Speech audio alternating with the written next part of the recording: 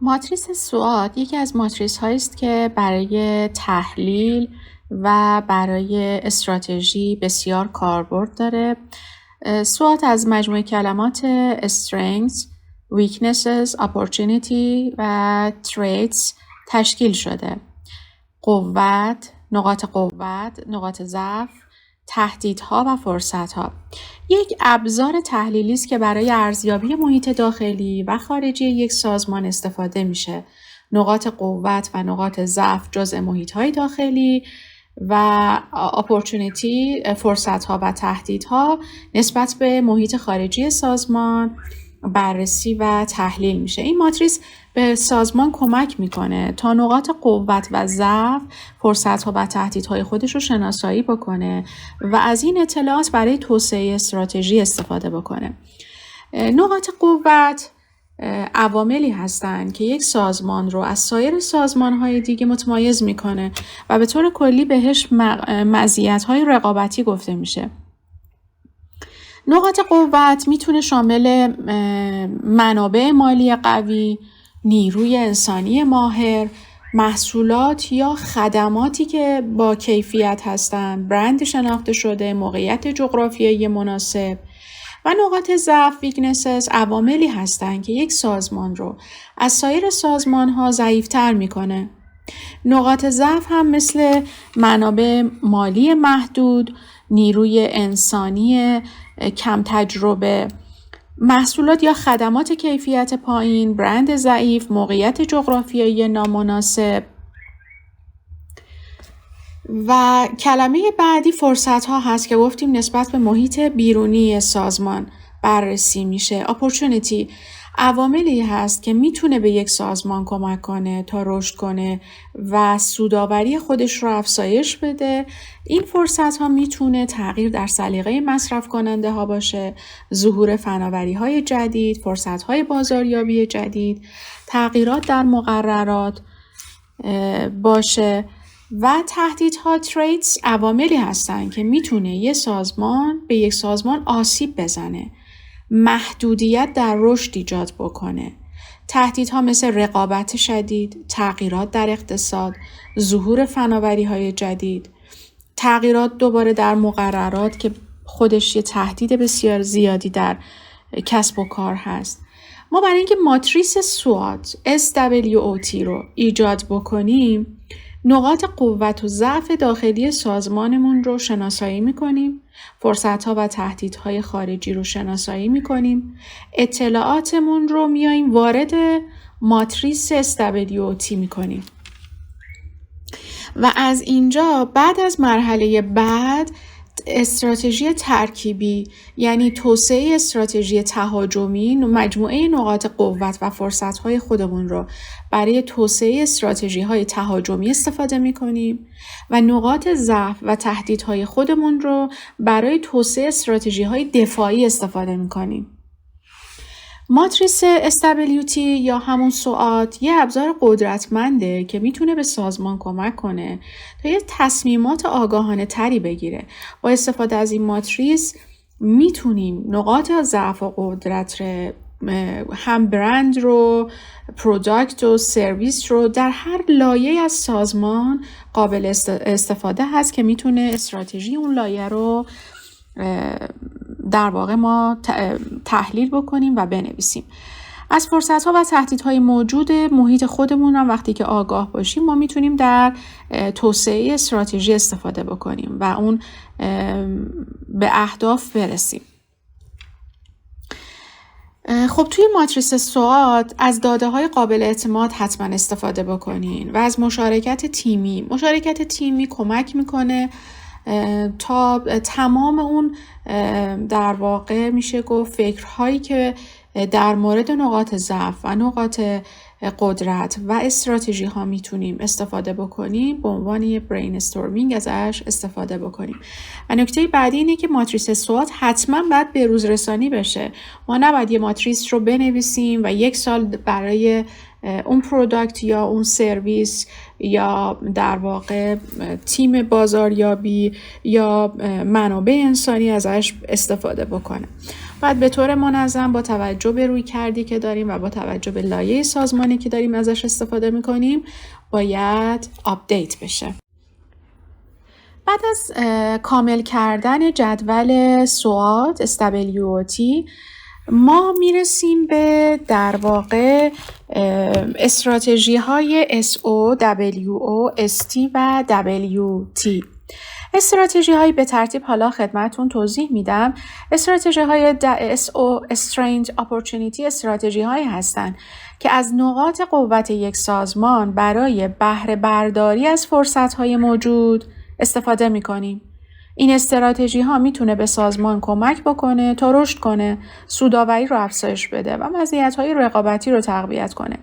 چند تا از استراتژی های SO رو بخوام نام ببرم، مثل توسعه محصول یا خدمت جدید. خب سازمان میتونه از نقاط قوت خودش در تحقیق و توسعه بازاریابی یا فروش برای توسعه محصولات و یا خدمت جدید استفاده بکنه که پاسخگوی نیازهای مشتریان جدید یا بازارهای جدید باشه. یکی از استراتژی های SO توسعه بازاره. سازمان ها میتونن از نقاط قوت خودشون بیان توی توزیع، یا لوجستیکشون، خدمات پس از فروششون یا برندینگ برای گسترش به بازارهای جدید استفاده کنن.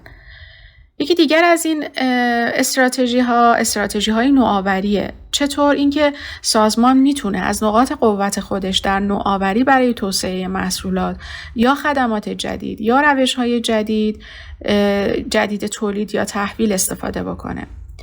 به طور کلی استراتژی های SO میتونن برای سازمان های کوچک یا حتی انترپرایز در هر صنعتی مفید باشن و با استفاده از این استراتژی ها سازمان ها میتونن از نقاط قوت خودشون برای بهره برداری از فرصت های موجود استفاده کنن و به اهداف خودشون برسن. و حالا اینکه یه سری نکاتی برای توسعه استراتژی های SO بسیار موثره. اینکه ما نقاط قوت و فرصت‌های خودمون رو به دقت شناسایی کنیم. اینکه اگر نقاط قوتمون رو اشتباه و فرصت‌ها رو اشتباه شناسایی کنیم به شدت ضرر میزنه و اصلا استراتژی اشتباه میشه. روند به سمت جلو، مپینگ، همه چی در واقع به شناخت این نقاط قوت و فرصت‌ها برمیگرده. نکته بعدی این که چگونه باید ما از این نقاط قوت خودمون برای بهره برداری از فرصت‌ها استفاده کنیم. وقتی ما میگیم منابع مالی خوبی داریم، نقاط قوت خوبی هست، در مقابل فرصت‌ها باید بتونیم از این منبع مالی استفاده کنیم و بتونیم تقسیم بکنیم و به استراتژی خودمون رو توسعه بدیم. و اینکه نکته بعدی اینه که بازم همون استراتژی ها رو باید به طور منظم ارزیابی بشن تا مطمئن بشیم که همچنان موثرن. یعنی در نکته اصلی اون مانیتورینگ کاربرد استراتژی ها هست. من اگر بر اساس این استراتژی در واقع پلنینگی درست کردم و بعد اکشن پلنی ایجاد کردم و بعد در واقع اون پلن خودم رو اجرا کردم، در مرحله کلوزتش باید اینها رو مرتب بررسی کنم به عنوان فرایند تا ببینم آیا این استراتژی مؤثر واقع شده و در واقع اینجا اجایله که با توجه به اون اسپرینت ها یا با توجه به اون در واقع زمان هایی که در نظر میگیرم دوباره بیام استراتژی هام رو بررسی بکنم و دوباره ببینم که آیا تمام این مراحلی رو که رفتم آیا درسته یا نه. حالا اگه یه مثالی براتون بزنم، مثل در واقع استفاده از نویگیشن هاست. انواع اقسام اپلیکیشن هایی هستش که شما برای نویگیشن ازش استفاده میکنین. به طور مثال ویز، وقتی من به یک نقطه‌ای در مبدأ هستم، عزیزم هست و میخوام یه نقطه‌ای در توبی بزنم و برسم به اون، به من یه مسیر میده و بعد از رفتن توی اون مسیر مرتب به من مسیر میده که برای بهبود مسیرت، برای کم کردن زمانت میتونی از این مسیرهای جایگزین استفاده کنی. این همون ارزیابی است که من ولیدیت کنم ببینم در واقع اون استراتژی که انجام دادم مؤثر واقع شده یا خیر. یکی دیگه از استراتژی ها WO Weaknesses Opportunity، استراتژی هایی که از فرصت ها برای جبران نقاط ضعف یک سازمان استفاده میکنه. این استراتژی ها میتونه به سازمان کمک کنه تا رشد کنه، سودآوری کنه، یه مزیت رقابتی برای خودش ایجاد بکنه. چطور؟ از جمله استراتژی های WO استراتژی های مشارکته. یعنی سازمان میتونه با سازمان‌های دیگه در واقع که نقاط قوت مکملی دارن مشارکت کنه، تا از فرصت‌های اونها استفاده بکنه. ما خیلی مواقع یعنی باید تمام امکانات رو توی سازمان خودمون استفاده کنیم. به اکوسیستم سازمان توجه نمی کنیم. استراتژی‌های مشارکتی اگر منابعش رو داشته باشیم بسیار مؤثر در این هستن که نقاط ضعف یک سازمان رو به نقاط قوت تبدیل بکنه. از جمله استراتژی‌های WO استراتژی‌های سرمایه‌گذاریه. یعنی سازمان میتونه در فناوری‌های جدید یا کسب و کارهای جدید سرمایه گذاری کنه تا از فرصت‌ها استفاده کنه. یعنی اگر سازمان منابع مالی خوبی داره میتونه از فرصت‌های جدیدی که در وجود داره رو بیا تبدیل به نقاط قوتش بکنه. از اون زیرساختایی که داره میتونه استفاده بکنه با توجه به فرصت‌هایی که وجود داره و این نقطه ضعفش رو تبدیل به فرصت بکنه. و دیگر از استراتژی های WO آموزش و توسعه است. سازمان میتونه از آموزش و توسعه برای بهبود نقاط ضعف خودش هم استفاده بکنه. یه زمان بذاره، یه فرصت بذاره برای سازمان خودش که بتونه این سازمان رو و تیم هایی که این نقطه ضعف رو دارند رو بتونه آموزش بده، بهبود بده و توسعه و مزیت رقابتی بسازه. استراتژی های WO به طور کلی میتونن برای سازمان هایی که نقاط ضعف قابل جبران دارند مفید باشه. با استفاده از این استراتژی ها سازمان ها میتونن از فرصت های موجود استفاده کنن و به اهداف خودشون برسن. نکاتش این هستش که خب مثل همون در واقع نکته های قبلی ما نقاط قوت و ضعف و فرصت رو به شرط اینکه درست شناسایی کرده باشیم و مشخص کنیم که چگونه میتونیم از این فرصت برای جبران نقطه ضعف استفاده بکنیم. این چگونه خیلی مهمه، یعنی how، چگونگی و رسیدن به این خیلی مهم هست. استراتژی های خودمون رو به طور منظم ارزیابی کنیم که توضیحش رو خدمتون توضیح دادم. مثلا یک شرکت تولید کننده تجهیزات پزشکی که در بازارهای جدید گسترش پیدا کرده ممکن از یه شریک محلی بیاد برای توزیع و خدمات استفاده کنه. یعنی از یه شریکی که در واقع لوجستیکش رو داره، میتونه خدمات پس از فروش رو بده، میتونه با این جوین بشه و در واقع بتونه بازار خودش رو گسترش بده. و یا یک شرکت فناوری که محصولات جدید رو توسعه میده ممکنه که از سرمایه گذاری خطرپذیر بیاد برای تأمین مالی خودش استفاده بکنه. و مثلا یه شرکت خدمات مالی که با تغییرات مقرراتی بسیار زیادی مواجه هست ممکنه بیاد از آموزش و توسعه برای بهبود دانش و مهارت کارکنان خودش استفاده بکنه. استراتژی های تهدید ST Strength Traits استراتژی هایی هستند که از نقاط قوتی سازمان برای کاهش اثر تهدیدهای خارجی استفاده میکنه. این استراتژی ها میتونه به سازمان کمک کنه تا از آسیب های احتمالی ناشی از تهدیدها جلوگیری بکنه یا به حداقل برسونه. مثلا از انواع استراتژی های ST در واقع میگیم که عمق بخشیدن به نقاط قوت. یعنی چی؟ یعنی سازمان میتونه از نقاط قوت خودش برای ایجاد مزیت رقابتی استفاده کنه که در برابر تهدیدهای خارجی مقاومت ترش میکنه. یه شرکتی که فناوری و های تکه ممکن از نقاط قوت خود در نوآوری برای توسعه محصولات و خدمات جدید استفاده کنه که در برابر تهدیدهای جدید مثل فناوری های رقیب بتونه مقاوم باشه. و در واقع از استراتژی های دیگه استی مدیریت ریسکه. سازمان ها میتونن با مدیریت ریسک های مرتبط با تهدیدهای خارجی احتمال آسیب های احتمالی رو کاهش بدن. یه شرکت تولیدی ممکنه بیمه ای رو برای محافظت از خود در برابر خسارت ناشی از بلایای طبیعی برای خودش خریداری بکنه. خب این ریسکش نسبت به یک تهدید خارجی میاد پایین. و از دیگه استراتژی ها میتونیم به عنوان تغییر استراتژی در برخی موارد سازمان ها ممکنه مجبور بشن استراتژی خودشون رو برای کاهش اثر تهدید محیط خارج تغییر بدن.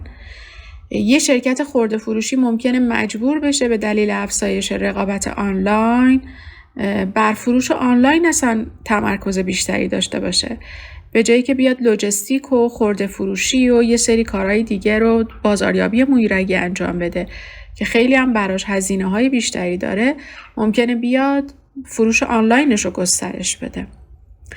استراتژی های استی میتونه برای سازمان های کوچیک و بزرگ توی هر صنعت بسیار مهم و مفید باشه که سازمان میتونه از نقاط قوت خودش به هر حال برای تهدیدهای خارجی و برای رسیدن به اهدافش استفاده بکنه. خب این که دوباره از اون 3 مثالی که قبلا زدم میتونیم برای استراتژی های استی هم استفاده کنیم. بگیم یه شرکت تولید کننده تجهیزات پزشکی وقتی که با افزایش رقابت از توی شرکت‌های چینی مواجه میشه، ممکن است نقاط قوت خود محصولات خودش توی نوآوری برای توسعه محصولات جدید استفاده بکنه و در برابر محصولات رقیب خب خیلی هم متمایز میشه. و یا یک شرکت فناوری که با تهدیدهای امنیتی سایبری مواجهه، ممکن است نقاط قوت خودش در فناوری‌های برای سرمایه‌گذاری توی امنیت سایبری استفاده کنه. و یک شرکتی که خدمات مالی انجام میده ممکنه نقاط قوت خودش بر روابط عمومی برای اطلاع رسانی به مشتریانش و شرکای تجاریش در مورد تغییرات مقررات و در واقع سازمان‌های بالادستیشون استفاده بکنه. به طور کلی استراتژی‌های استی میتونن به سازمان کمک کنن تا در محیطی متغیر و چالش برانگیز زنده بمونن و رشد کنن. استراتژی‌های مربوط به تهدید WT Weaknesses Traits، استراتژی‌های WT برای کاهش اثر تهدیدهای خارجی مورد استفاده قرار میگیره که با استفاده از opportunity فرصت‌ها تمرکز داره. این استراتژی‌ها برای سازمان‌هایی که نقاط ضعف قابل جبرانی دارند مفید هست، مثل استراتژی‌های مشارکت، استراتژی‌های آموزش و توسعه، سرمایه‌گذاری، استراتژی‌های تغییر، خروج، از انواع استراتژی‌های WT هستند. استراتژی‌های مشارکت که قبلا هم گفتیم، اینکه همکاری با سازمان‌های دیگه که موجب بشه اون ضعف اون سازمان رو بپوشونه. و یا اینکه استراتژی‌های سرمایه‌گذاری اگه منابع مالی خوبی داشته باشه میتونه توی شرکت‌های دیگه سرمایه‌گذاری بکنه و بتونه در واقع نقاط ضعفش رو بپوشونه. استراتژی‌های آموزش و توسعه هم همینطور که قبلا توضیح داده شده. استراتژی تغییر که خب به طور مثال میایم تغییر در ساختار فرآیندها یا مدل کسب و کار میدیم برای اینکه نقاط ضعف کاهش پیدا بکنه و از اون فرصت‌ها اپورتونیتی‌ها بتونیم استفاده بکنیم. یه شرکت صنعتی با رقبای جدیدش میتونه مدل کسب و کار خودش رو از تولید انبوه به تولید سفارشی تغییر بده و از مس مارکت میتونه به نیش مارکت بره. استراتژی‌های خروج از یک بازار یا خط تولید که با تهدیدهای جدی مواجه هست، خب منابع رو به فرصت‌های دیگه ما باید اختصاص بدیم. مثلا یه شرکت چند ملیتی میتونه از یک کشور با ثبات سیاسی نامناسب خارج بشه. اگر ثبات سیاسی هست که هر روز داره تغییر بده، اون شرکت چند ملیتی به همین راحتی میتونه از اون کشور خارج بشه. و اینکه میدونیم که باید این استراتژی ها رو به طور مرتب ارزیابی بکنیم و اینکه آپدیت بکنیم و با استفاده از استراتژی های WT ما میتونیم از آسیب های ناشی از تهدیدهای خارجی خب جلوگیری بکنیم و از اپورتونیتی ها و فرصت ها استفاده بکنیم و به اهداف شرکت برسیم.